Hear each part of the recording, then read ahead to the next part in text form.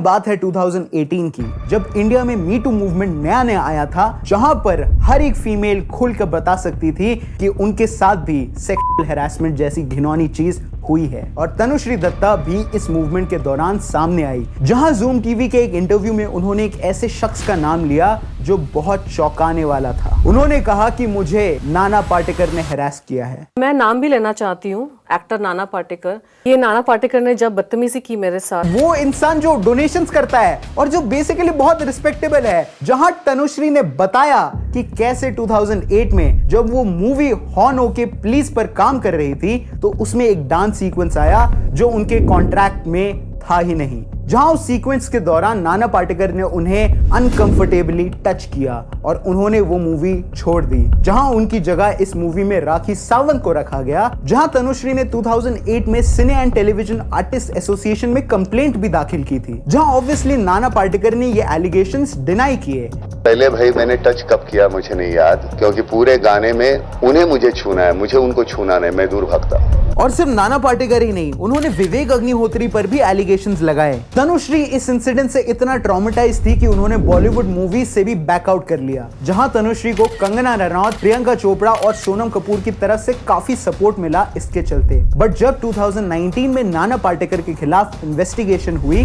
तो कोई भी एविडेंस नहीं मिला इस चीज को दर्शाने के लिए कि नाना ने तनुश्री को हैरेस किया है। अब जो झूठ है वो झूठ ही है और ये केस क्लोज हो गया, जहां तनुश्री सब छोड़ के यूएस चली गई और वहीं सेटल हो गई। बोल्ड एंड ब्यूटीफुल ममता कुलकर्णी, जहां वो कई फेमस मैगजीन के कवर, सिनेब्लिट्स, शो टाइम में भी फीचर हुई थी। एंड देखा जाए तो उनका नाम इतना था तो वो एक अपकमिंग सुपरस्टार बन सकती थी, पर उनकी कंट्रोवर्सीज ने उन्हें जेल तक का रास्ता दिखा दिया। बात है 90s की, जब स्टारडस्ट मैगजीन के फोटोग्राफर जयेश सेठ एक नया फेस ढूंढ रहे थे जो मैगजीन की सेल को और बढ़ा सके, एंड उन्होंने ममता को अप्रोच किया। ममता हॉलीवुड से काफी अट्रैक्टेड थी, तो उन्हें लगा कि एक बोल्ड और हॉट फोटोशूट तो बनता है। और फिर जब स्टारडस्ट मैगजीन रिलीज हुई तो वो पूरी की पूरी सोल्ड आउट हो गई, क्योंकि उसमें ममता कुलकर्णी टॉपलेस थी।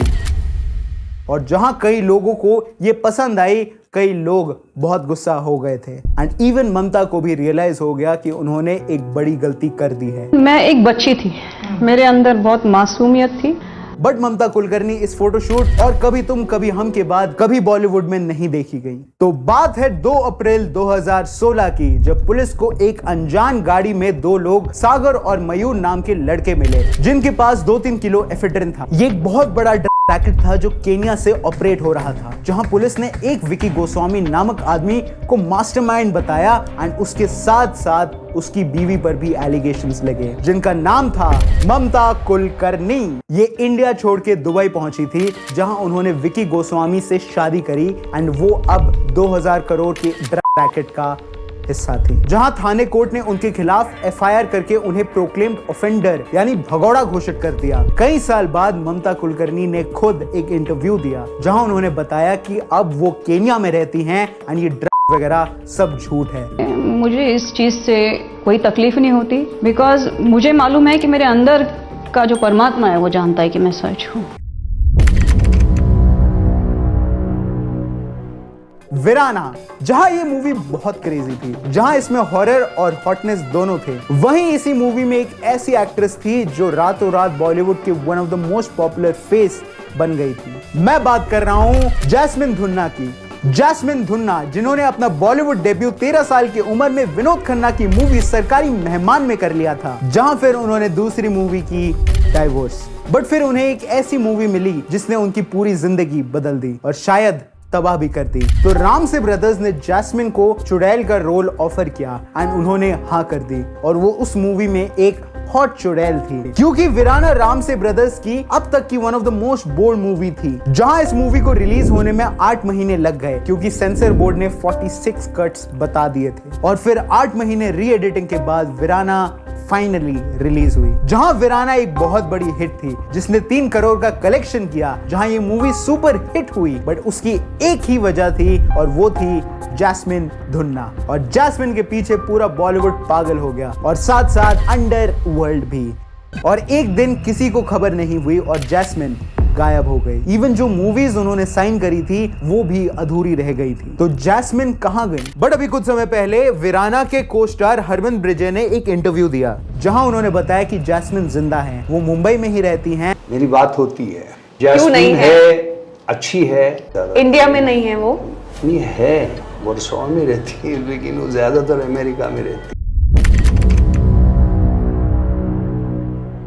मनीषा कोइराला बहुत खूबसूरत थी। जहां वो नेपाल से बॉलीवुड में आई थी और जब उन्होंने अनिल कपूर जी के साथ 1942 लव स्टोरी की, एक लड़की को देखा तो ऐसा लगा से उन्हें सब जानने लग गए। जहां गुप्त में उनका करियर टॉप पर था, वहीं पर कुछ ऐसा हुआ जिससे उन्हें नशे में पाया गया, और वो भी उस इंसान की वजह से जिसने इस वीडियो में एक और एक्ट्रेस की जिंदगी खराब की है, नाना पाटेकर जी। जहां 1996 में जब मनीषा अग्निसाक्षी के सेट पे नाना पाटेकर जी से मिली तो उन्हें उनसे प्यार हो गया एंड जल्दी ही ये दोनों एक दूसरे को डेट करने लग गए। नाना पाटेकर उस वक्त मैरिड थे और उनका एक बच्चा भी था। तो जहां स्टार्टिंग में ये रिलेशनशिप पैशनेट वाला था, अब उसमें दरारें आने लग गई। जहां नाना पाटेकर बहुत पॉजिटिव थे मनीषा को लेके, वो उन्हें कहीं जाने नहीं देते थे, छोटे कपड़े पहनने नहीं देते थे, एक्स्ट्रा ऑर्डिनरी सीन्स करने नहीं देते थे, और मनीषा अब इस रिलेशनशिप से तंग आ गई थी। और हद तो तब हो गई थी जब मनीषा ने नाना पाटेकर जी को एक्ट्रेस आयशा झुलका के साथ इनएप्रोप्रिएट पोजीशन में रंगे हाथ पकड़ लिया था। जहां मनीषा ने तुरंत ही नाना से ब्रेकअप कर लिया, उनको